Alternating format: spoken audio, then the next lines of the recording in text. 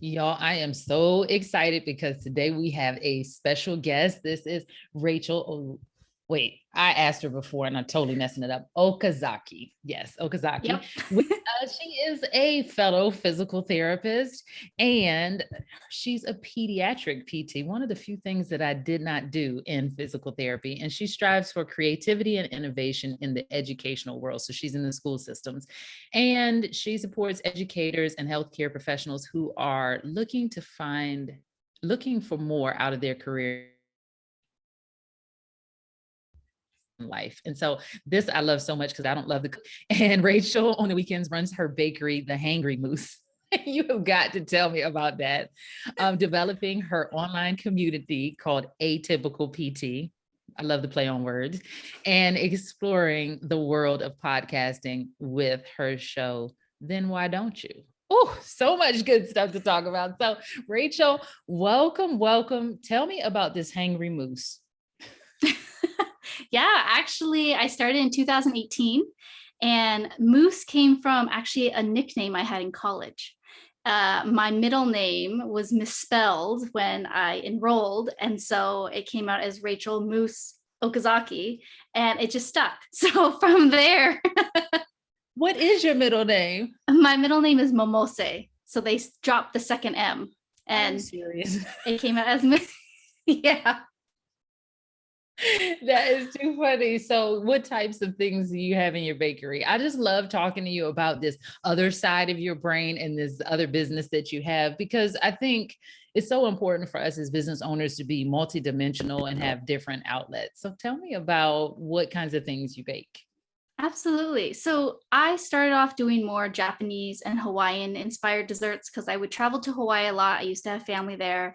And then, I'm Japanese. So heritage wise, I'm fourth generation. And so there's just a lot of things I grew up eating, flavors, types of foods. And so I like bringing those flavors into something new. So I don't really have, or I wouldn't say I have a signature type of dessert because I just like the experimenting part. So I'd Mm. say one of the more popular ones, I created this lilikoi lime pie because I had something like that in Hawaii. And Okay. yeah, it's just and I love lilikoi or passion fruit, like any type of dessert with that. And so it's like a cream pie and I make my own whipped cream, make my own graham cracker crust, and it's just so good and refreshing. So that's the one thing that became pretty popular. But I've been experimenting with layered cakes and cookies. I'm actually making a lot of different coffee cakes. Now it's pumpkin season, so I have a pumpkin coffee cake that I'm making, and some buttermilk cakes, all sorts of things. And it just depends Wow. on what my clients are requesting, what friends and families have tried, and flavors. And it's just a lot of fun. Well, okay. And so now I'm extra curious because you work full time and Mhm. you have your online community, Atypical PT, and you have your baking business. Like, how do you manage your schedule? Because I imagine that there are some other business owners out like that are watching this that also have a job and they're like, well, how do I run my full-time job and my business? So how do you kind of like organize your schedule? Definitely setting boundaries for myself. So, although I do run this bakery, I decided to change it instead of taking custom orders and people can order whatever off of menu. I set a menu and do pre orders, for example. So, I'll do a pop up on a Saturday or Sunday, have a limited quantity, sell it, I call it the Hangry Moose Herd, is my emailing list. And they get first dibs. So I say you get like 24-hour access before the general public. Usually sells out in a couple hours, and so I know what I can make without giving up my entire week nights and weekends to bake what I like and bake what I want. So I've figured that out because I used to do farmers markets. Those were extremely exhausting. It was a dream of mine to do it, but it is for anyone out there that is loves going to farmers markets. People are having to prepare the day before, get there at say 5 a.m. for an 8 o'clock open, to then work the whole day hoping that they sell all if not most of their goods, pack up, clean up, go home, and probably clean up a bunch of more other stuff. So it's a couple day process, and at the time unfortunately it wasn't worth it because if the weather wasn't good, people wouldn't be coming out. If it just was an off day and people weren't feeling desserts, then I'd go home with a lot of what I made. So it just didn't seem worth it. And, a bakery business or restaurant, it's already small margins. So I just did the pre-sales and it's been so much better for myself. Oh, and so smart. It is so friggin' smart how you took email marketing, online marketing, and mixed it with this bakery concept. That is, I just love when people work smarter, not harder. Yeah. Okay. So now, since obviously you had some experience in the online community because you have the atypical PT, tell us a little bit about that, the community itself, and how did you get into that? Yeah, so I started the thought of it maybe last year because the schools were closed down, but I was doing everything virtually. And so I started off as a blog. And although I'm a pediatric physical therapist, I also do assistive technology. So I'm on the assistive technology team at work. So that's why I did the AT-PT kind of play on words there. And I also always thought of myself as kind of atypical in the sense that I always like thinking outside the box. And in school, I feel like that's the place to do it. Like you're not necessarily stuck to just like exercises and rehab. It's really about creativity in the school. And you're working with kids that aren't going to just do 3 sets of 10 reps. They're going to want to throw frogs and bean bags and create a cave and create a maze. And you just have to think that way with these kids. So I really started connecting with coworkers, teachers I was working with, and really just talking to them about what it is that they really want out of work. Because for anyone that works in education or have kids in education, there's just sometimes those restrictions that that the teachers are doing the best they can, but within these borders that just sometimes don't make sense. So how do we get creative either to work within the borders or changing those borders?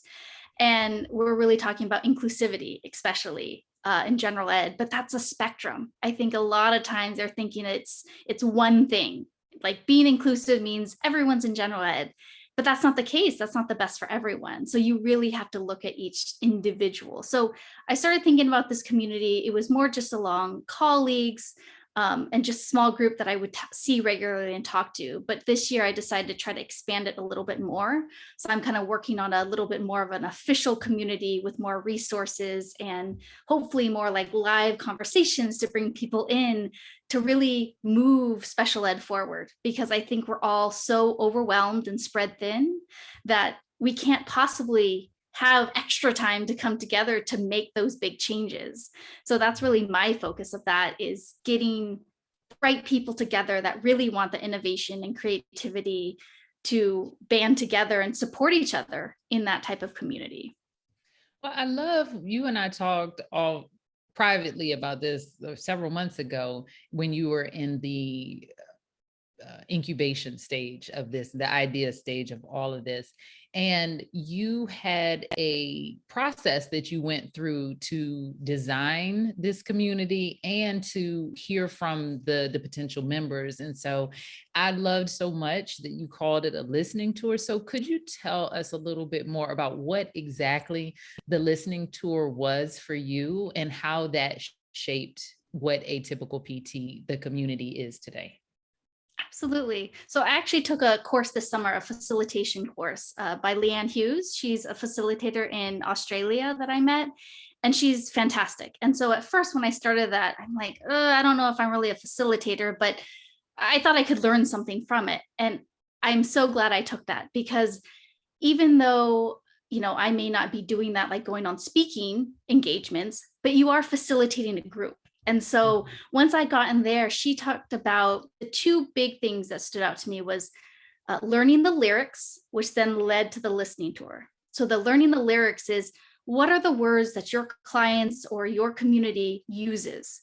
Or where do they hang out? So that could be, you're looking at Facebook groups, you're looking at LinkedIn groups or posts that some of the people that you want to work with or have worked with are talking about or posting about. You want to look at search terms. What's popular when you type in search terms and what comes up? So you kind of get those words and you start jotting them down. And then once that occurs, then you create a listening tour. Now that could really be anything. For me, it was a combination of group and individual. So I started out with a group listening tour, meaning I kind of put it out there, said, hey, we're going to meet at this time virtually. And I just have 3 questions that I want to ask the group. And it's amazing how just those 3 simple questions turned in such robust conversations to ideas you just never thought would have come up, or you just never even thought of before. And then you have the discussion. We had maybe about 7 people there, and they just started with the first question, then they'd bring up some other thing and then discuss and then collaborate and say, oh, well, you know what would be great is if, and then share some more ideas. So it would just build one on top of the other that, I almost felt like I only needed one question in reality to then start and foster that conversation. It did help. The people that were there did all know each other because they were colleagues of mine. So I think that kind of broke down some barriers than all new people, but everyone was just sharing and reflecting on what they've experienced and what worked and what didn't work and what they've tried or didn't try or wish they could try. And all of that just like came up in great conversation. And then I shifted to some one-on-one sessions with some administrators I worked with.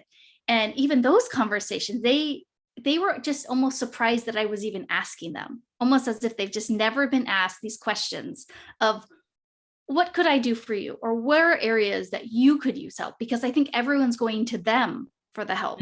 Like, can you help me with this? Can you, like, I need more money. I need more resources. I need, versus saying, is there something we can do or something we can offer? How can we collaborate to get to where we want to go? Or what is your vision in the next year, 2 years, 5 years?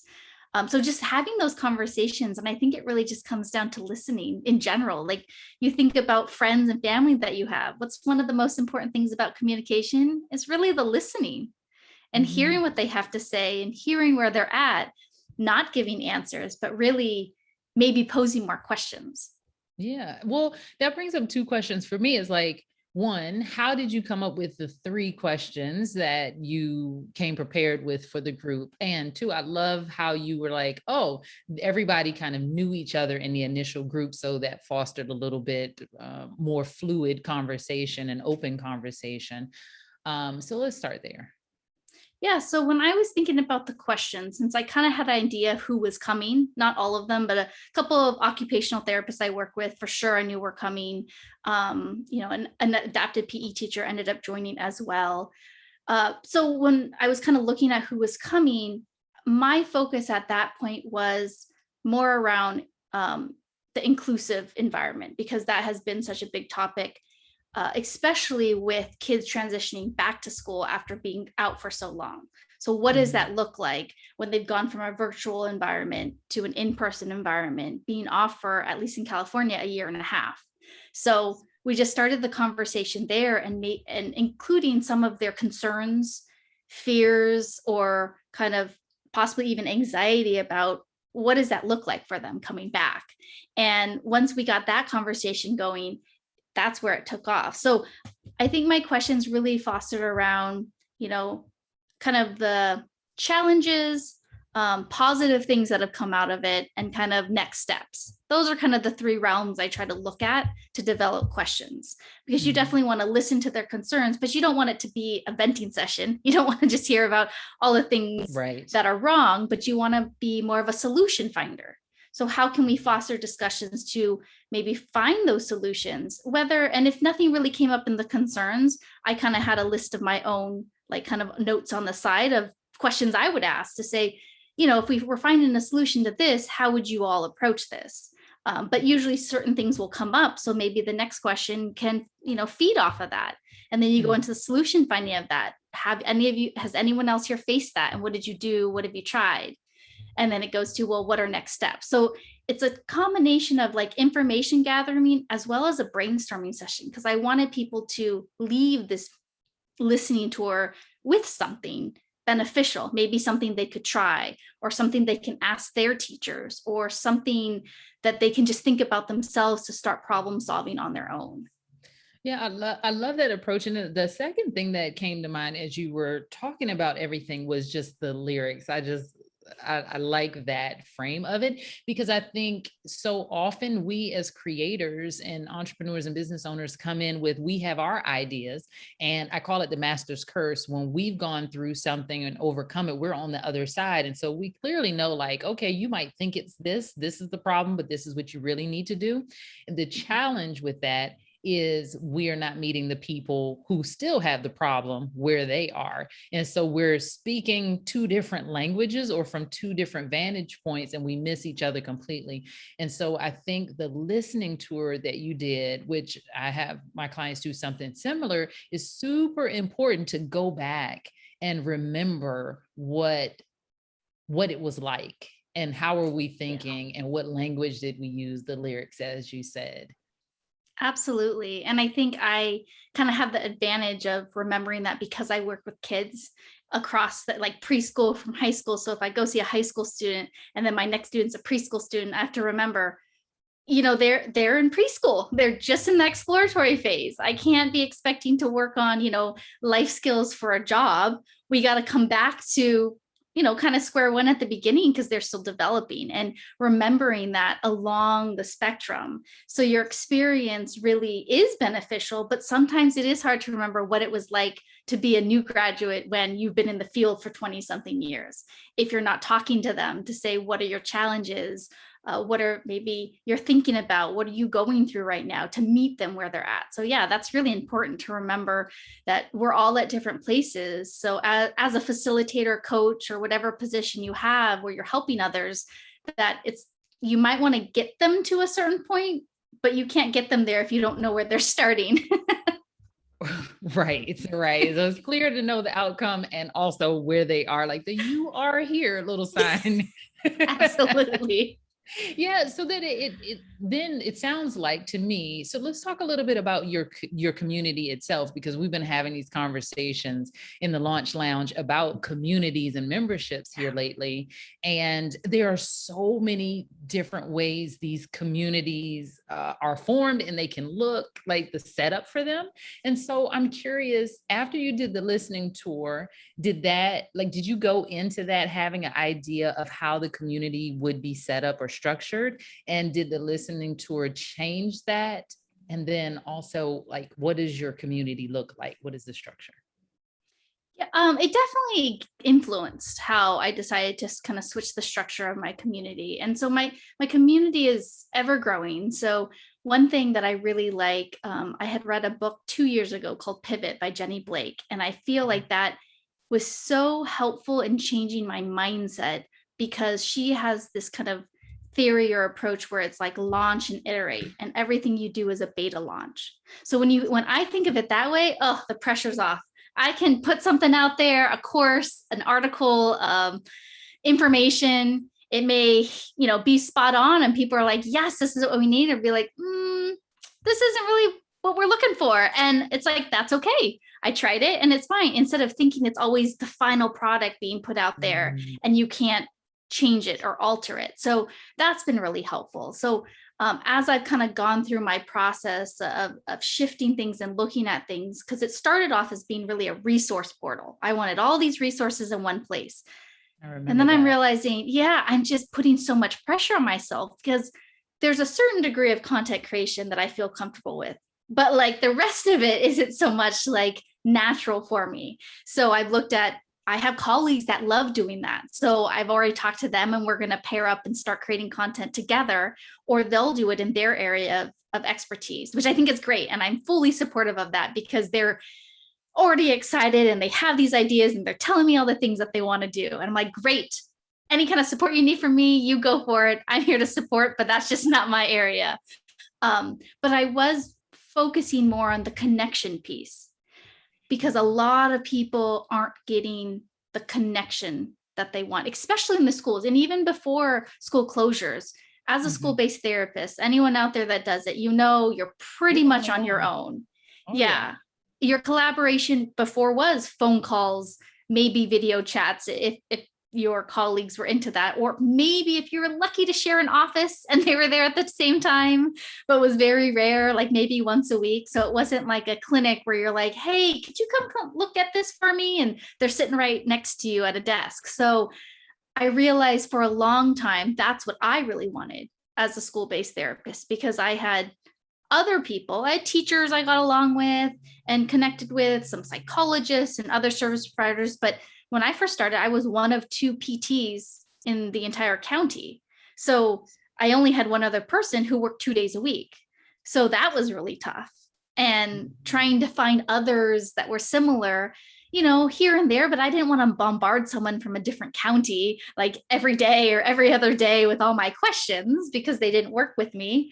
But that's where I feel like a community could bring these personalities together that want to support each other and that have this collective brainstorming opportunity. So it's kind of strength in numbers kind of mentality. So that's where I've kind of shifted and looking more at the connection piece, how to connect people that are maybe working on similar projects or having similar challenges, and then they can work through it together so they don't feel so alone out in this world in the school-based and education realm. Yeah, it sounds like you really have your ear to the ground in terms of the needs of your people. So I guess I would, unless you have something else that you want to share with us, I would love to know what's working well right now in your community in terms of the connection piece and the engagement piece, because as a community leader myself, and I've seen this a lot in other people who have communities, they're like, okay, how do I get people to engage? So what's working well right now, if you don't mind sharing? Yeah. So right now it's still people I know. So that's where I started. So that's another thing that I learned is, I was trying to think of like a big launch, a big, bigger. But then I'm like, well, I should talk to the people that I know. And really that's where it starts. You talk to the people you know and that you trust. And so I would say right now, my kind of solid, like my pre-launch of like a bigger community, or putting it out there to strangers, is like having consistent conversations with about 10 colleagues of mine and really getting things like developing those connections with each other. And I made sure that it's very diverse. So there are teachers that teach at multiple grade levels. There are occupational therapists, adaptive physical education specialists, as well as some administrators. And so all within that group, I kind of have smaller groups within that. We haven't all been able to meet at the same time yet, but those small groups within, I'm really like connecting, and I've connected people with each other within that. Like they don't know each other. Oh, okay, you're a preschool teacher. There's this OT you should really connect with. And so I'll get them in contact. And like, this is something I think you guys should talk about and collaborate on, or even different OTs that maybe know each other, but they didn't know that they had similar ideas. Oh, I just talked to so-and-so about this. You two should connect and let's talk. And actually the three of us got together for dinner last week and we were able to kind of freely just put our ideas out there and talk more about how maybe my idea and their idea can kind of come together and we can create something that we're all really passionate about and where we can contribute. So really making those connections and doing it in kind of a non-pressure way. And it's really just offering something that's so natural to me. It's like, oh, I see you need this person has it, you guys should connect and talk. And it's really that simple. I don't like the word networking personally. It's always been very intimidating or a lot of pressure. So I like the word connection. I like the word like building friendships, because that's really what it's about, because you have that trust. If you have that trusted person, if someone told me, hey, Rachel, I know this person that's really good and is doing this, this, and this in the area you're interested in, it'd be much more trustworthy than me just finding them on social media and looking at a bunch of their posts, like having some kind of personal connection.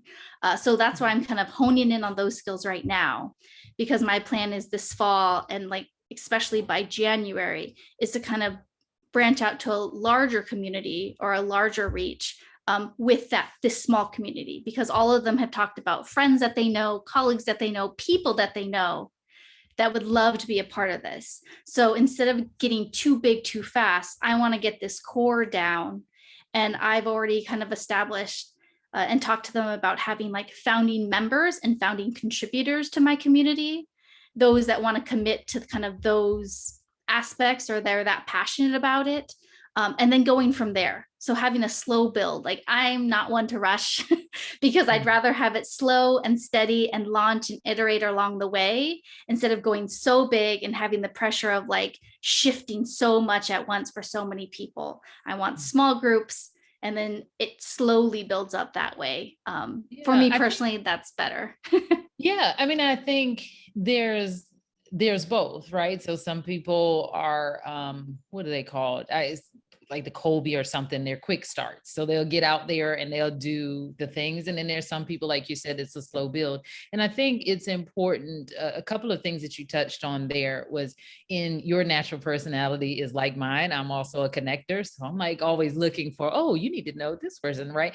And I think one other thing that you did in this process was like, hey, you just started with the people that you knew and that you trusted and they trusted you, and really getting the buy-in, if you will, of them as founding members at the pre-launch and getting them to contribute, because I think it's really easy to build a solid foundation in a community, right? When you have a set number of people that are really invested in you and this vision, and they contribute to it. They take some piece of ownership in it. And so then, like you said, what is a natural occurrence is they'll reach out and say, well, I know who you need to meet, and I'm going to talk to my friend, and they become the mouthpieces for it, which helps the slow build turn into a quick build, because then you're not the only one that is going out and talking about the community. So thank you for sharing that as well. Absolutely. So, Rachel, I could talk to you about all this stuff all day. But is there any other piece of wisdom or thing that you wish you had done or known before you started this process that you'd love to share with us? I think, anyone that's watching or listening is to really, if you're intimidated by like networking, marketing, like feeling like you're selling yourself or anything along those lines, I think one of the most important things that I had learned in that course I took this summer is she also used the term blip on the radar. So it's really about reaching out to people that maybe are beyond that inner circle and just checking in. You're not asking for anything. You're not even, talking about your business, but you're really just working on that little blip of connection. Even if it's a, hey, how are you? Even if it's just like, hey, I noticed like you wrote this article and I really liked this. And of course, be genuine about it. And that these connections can be as small as that, as just the, hey, how's it going? Because I think that's what really helped me feel comfortable about reaching out to people that I haven't talked to in a long time, that I don't feel like I'm reaching out just because I just started my business, but it's like I genuinely want to be able to reach out because I want to know how they are, and I don't want to wait until I need something or I feel pressured to build them, even though I think that they may be a great fit. It will come off a little odd. It's like, wait, I haven't talked to you in 3 years, yet you're reaching out and asking me about, something. So having those blips on the radar is a lot less pressure, and it's a way to just stay connected in a genuine way without feeling the big pressure. AKA be a human. All right. Yes. Awesome sauce. Well, thank you so much, Rachel. Tell the people where they can connect with you on the interwebs. Yeah, so I'm not huge on social media, but I do have a website started. It's called atypicalpt.com. There, hopefully you'll like stay connected and join us. And that's where you could join our mailing list. And when we start kind of reaching out and building that community and having some events, you'll definitely be the first to know. And I do have an Instagram. I'm not big on Instagram, but it is Atypical PT. I will be honest, as social media is not my strong suit, and I'm okay with that. But those are probably the best ways to stay connected. Awesome. Thank you so much. And I look forward to seeing you in the group and hearing all about when you do expand. Awesome. Thank you so much. Absolutely.